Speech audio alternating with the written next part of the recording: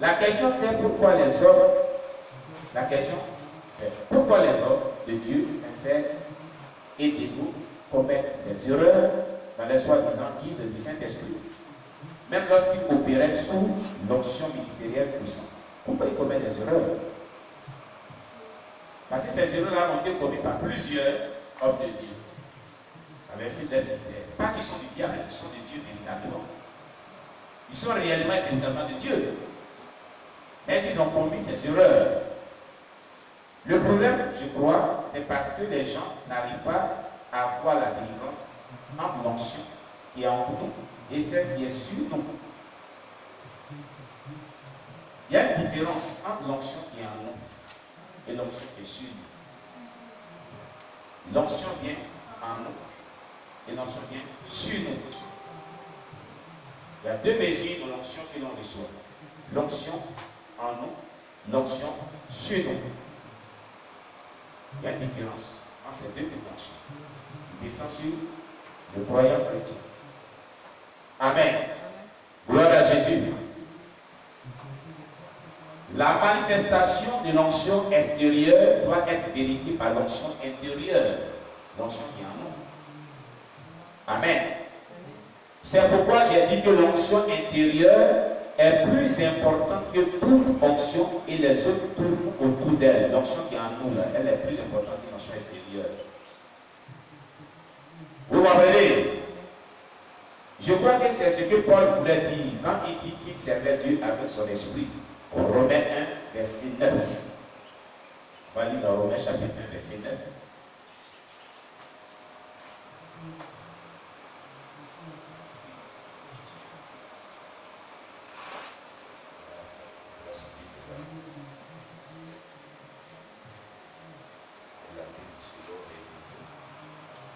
Romains 1, verset 9, c'est ça, non? Gloire à Jésus. Il est dit, Dieu que je sers en mon esprit dans l'évangile de son Fils, mais témoin que je sois, que je fais sans cesse mention de vous. Amen. Dieu que je sers à mon esprit. Gloire à Jésus. Donc, ce témoin intérieur, c'est de lui qui parlait l'apôtre Paul en disant que le Dieu qui sert dans son esprit. Amen. Gloire à Jésus.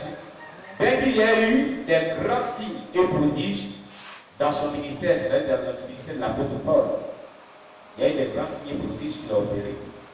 On va prendre des références. Romains 15, verset 18 à 19.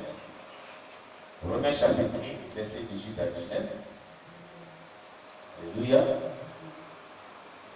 Romains chapitre 15, verset 18 à 19.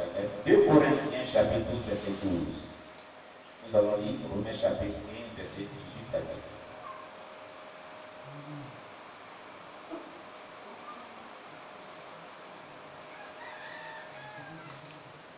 Dans Romains chapitre 15, verset 18 à 19, voici ce qui est écrit.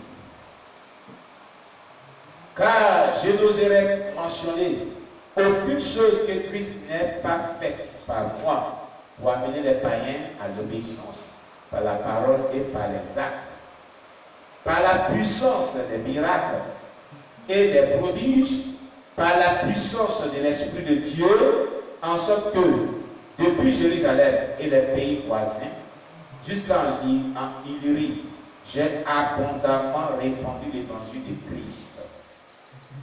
Vous voyez, l'évangile que Paul prêchait était celui des signes, des miracles, des prodiges, des démonstrations de la puissance de Dieu. Si vous êtes un serviteur de l'Éternel, une servante de l'Éternel, que vous évangélisez, que vous exercez dans le ministère, il va falloir que vous ayez une consécration adéquate, une très bonne consécration qui vous permettra vraiment d'être de Dieu puissant, au point que les signes et les miracles accompagnent les signes de votre ministère. Pour que vraiment l'œuvre de Dieu que vous faites ait de succès, il vous faut des signes, des miracles, des prodiges et la démonstration de la puissance de Dieu dans les signes de votre ministère. Tout cela est le fruit de l'onction. De l'onction. Alléluia. Quand l'onction est sur votre vie, l'onction est dans votre vie, que vous consacrez conséquemment. Alléluia. Il va s'en suivre des signes, des miracles, des prodiges, la démonstration de la puissance de Dieu pour pouvoir vous octroyer la victoire sur les yeux des ténèbres. Il va s'en suivre cela. Ça, c'est clair. Alléluia. Mais le problème aujourd'hui, il y a des frères et des sœurs qui aimeraient être utilisés puissamment, mais ils n'aiment pas payer le prix. Pour que l'onction se manifeste, il y a un grand prix à payer. Ce n'est pas des millions, ce n'est pas une espèce d'argent. C'est la consécration exceptionnelle. Et puis, ta fidélité dans la marche avec le Saint-Esprit et dans la mise en application de la parole de Dieu. C'est là qu'il se fait la différence entre chaque croyant chrétien ou chaque serviteur de Dieu. Dieu inclut plus ceux qui se consacrent plus de ceux qui sont plus fidèles à lui. C'est tout. C'est le secret, il vous dit la vérité. Si vous êtes plus consacrés que les autres, et que vous disposez plus que les autres, et que vous êtes plus fidèle à Dieu que les autres, alors là, Dieu va vous utiliser puissamment, selon qu'il vous êtes qualifié dans votre domaine spécifique. Parce que chaque serviteur de Dieu ou chaque appelé de Dieu a un domaine spécifique dans lequel Dieu l'a typifié pour l'utiliser puissamment. Amen. Alléluia. Amen. La consécration consiste à faire quoi? Cette consécration dont on parle, qui est adéquate pour que Dieu utilise les gens puissamment, elle consiste à faire quoi? Franchement. Premièrement, elle consiste d'abord à régler le problème de péché mignon. Le problème de péché, là, il faut régler ça d'abord.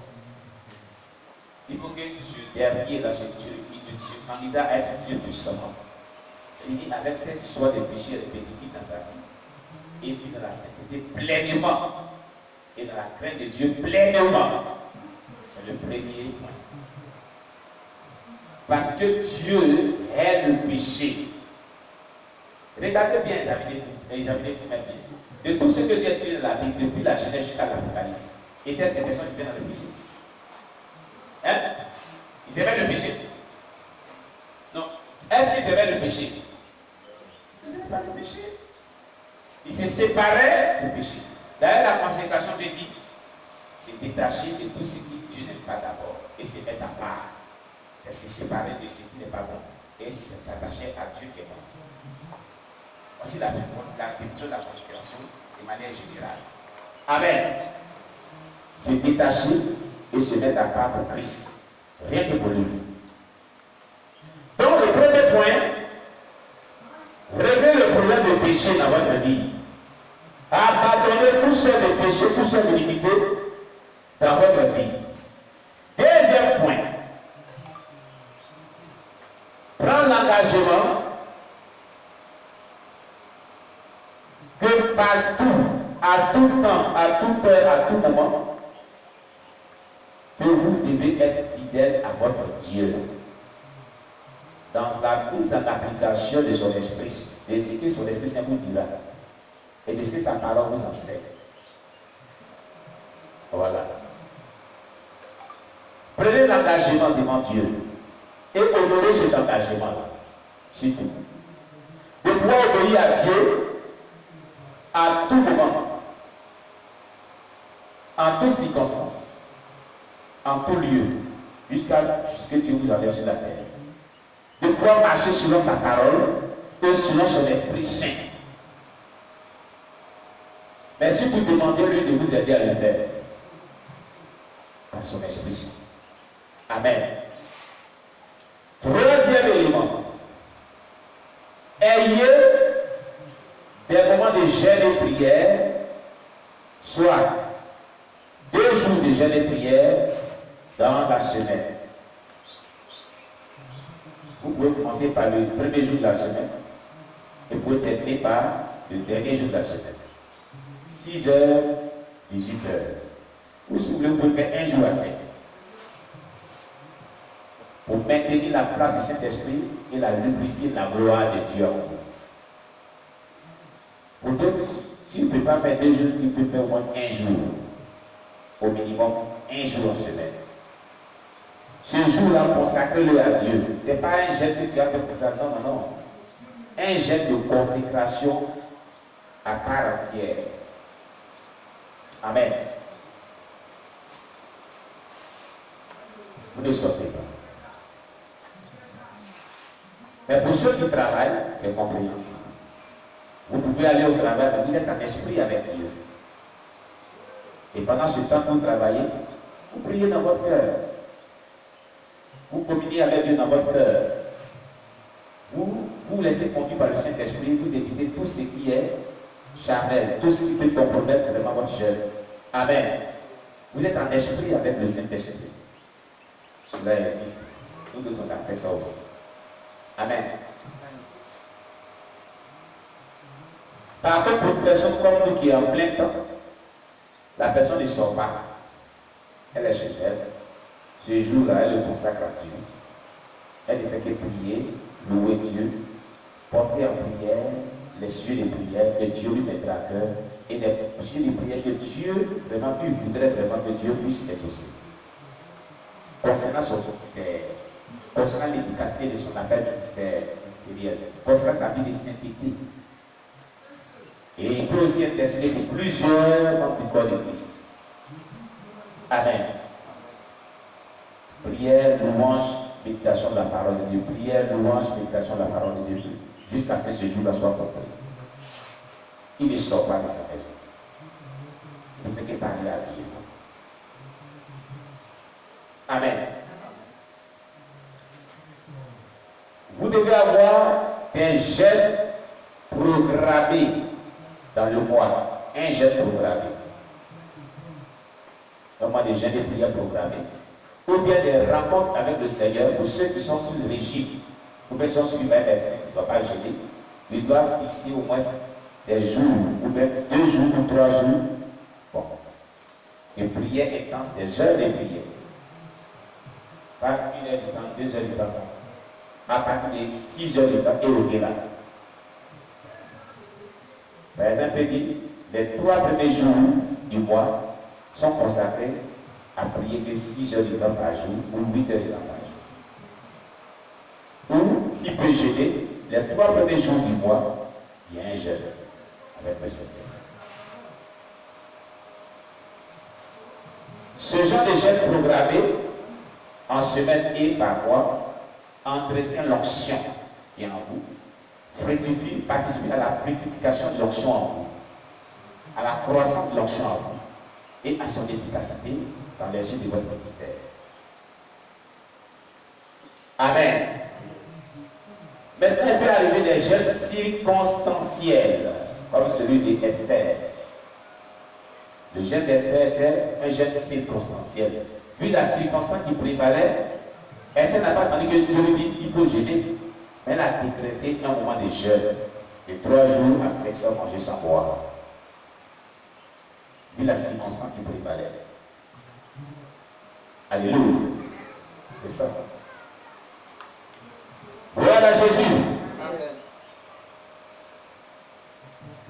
Donc, la consécration, les éléments de la consécration sont ce que je suis en train de citer. Et puis, l'étude de la parole de Dieu personnelle, le culte personnel, suivi de la mise en application de ce qu'on a compris dans notre culte personnel en méditant la parole de Dieu personnellement. Mais haïssez le péché sur tous ses formes. Haïssez l'injustice sur tous ses formes. Aimez la sainteté, aimez la justice. Vous savez pourquoi je le dis? Quand vous allez vivre une sainteté selon que Dieu veut, il n'y a pas de prière que vous allez adresser à Dieu que tu ne vas pas exaucer. Ça favorisera la manifestation de l'onction dans votre vie et au travers de vous. Quand vous allez vous lever et prier net, l'onction va descendre, l'onction va descendre, l'onction va descendre. J'étais avec la sœur Esther hier, où on est parti en visite au CHR, visiter la maman de Jésus qui est malade. après le programme hier soir. Et puis,